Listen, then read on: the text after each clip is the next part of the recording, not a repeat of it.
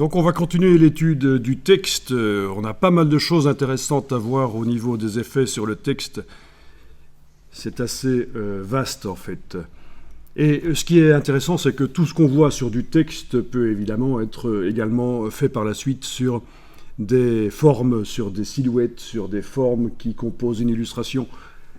Mais il y a quand même des choses spécifiques quand on fait les choses sur le texte. Il fonctionne légèrement différemment de quand on travaille sur les formes. Et ça, je vais vraiment vous en parler. Et vous allez le voir. Donc, première chose, on va prendre l'outil texte. Donc, l'outil texte vraiment basique. Et cliquer sans bouger la souris. On clique sur le plan de travail.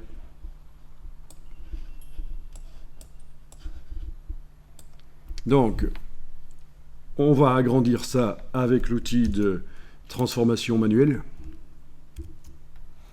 Poignée du coin, touche Shift enfoncée, je lâche le bouton de la souris, puis la touche Shift. Voilà. Avec l'outil texte, vous allez taper un petit mot. Vous tapez un petit mot. Voilà.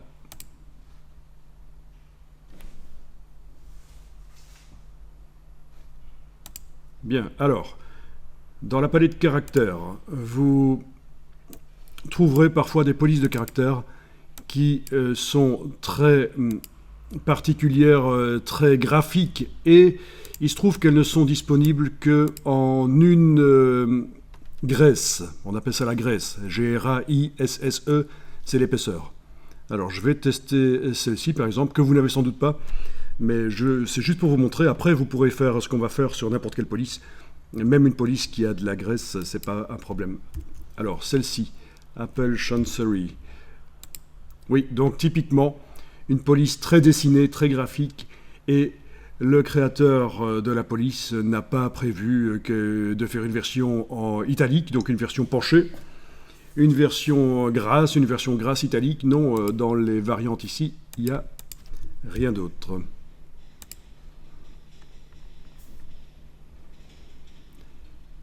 Celle-ci aussi peut-être.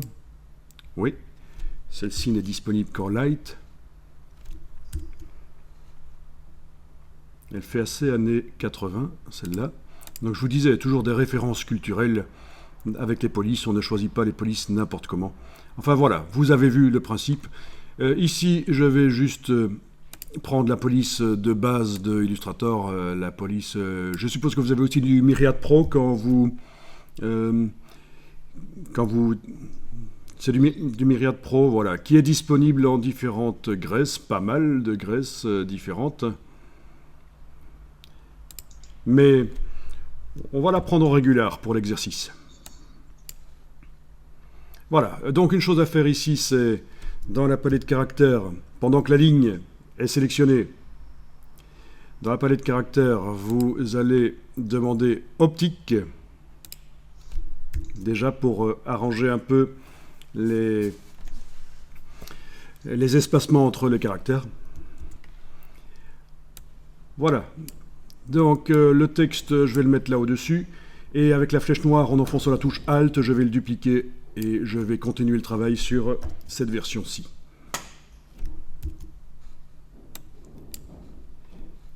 Donc vous vous souvenez qu'on a fait du faux gras hier, du faux gras en ajoutant un contour sur le texte. On va voir qu'on peut faire autrement. Et le but, c'est pas juste de voir qu'on peut faire autrement, c'est que vous allez apprendre des choses et vous allez voir qu'on peut faire des choses sympas avec la technique qu'on va voir aussi. Et ce sera aussi une approche par la suite, pas tout de suite, mais dans quelques minutes, une approche des effets spéciaux modifiables. D'abord, le texte ici. Je veux utiliser un effet qui s'appelle décalage. Alors, si on va dans le menu, d'abord, il faut dire que la ligne est sélectionnée. Si on va dans le menu Objet, Tracé, Décalage, on voit que c'est grisé.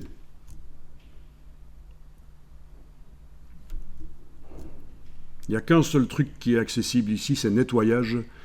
Intéressant, je vous le dis au passage, ça n'a rien à voir avec un effet qu'on met sur un objet.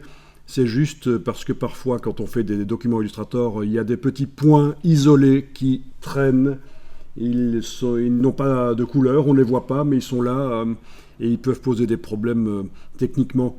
Donc c'est à ça que ça sert, le nettoyage qui est là. Donc ce n'est pas un effet spécial, ce n'est pas un effet qu'on met sur un objet. Donc c'est pour ça que lui, il est accessible. Mais tous les autres qui devraient normalement être mis, travailler sur les objets, ne peuvent pas le faire parce qu'en fait, il ne s'agit pas vraiment d'un objet vectoriel.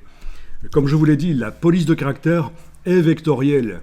Derrière, le créateur de la police a fait du vectoriel, il a transformé ça en une police qu'il a vendue, mais c'est inaccessible, les vecteurs sont inaccessibles. Au passage, petite parenthèse, il est possible dans Illustrator de créer ses propres polices de caractère, en ajoutant un module externe à Illustrator, pour ceux que ça intéresserait, de pouvoir créer leur propre police et taper du texte avec. C'est particulier, c'est une demande éventuelle que vous pourriez avoir et donc là il faut se lancer dans un module qu'on ajoute, on ajoute des fonctionnalités à Illustrator pour la création de police. Bon, fin de la parenthèse sur la création de police. Donc il faut que ce soit des objets. Donc la ligne est sélectionnée, on sait qu'on doit aller dans texte vectorisé. Ce qui est bizarre, parce que c'est déjà des vecteurs, en fait, mais voilà. Ceci dit, il existe aussi des polices bitmap, des polices constituées de pixels. C'est plus bas de gamme. Quoi qu'il en soit, quelle que soit la police que vous aviez choisie, ce que vous avez vu là, le texte tel qu'il apparaissait, maintenant, il est sous forme d'objet. On va déjà enregistrer ce document, enregistrer sous.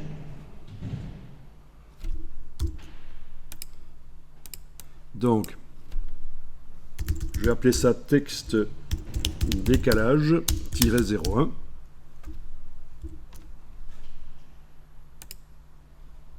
Voilà.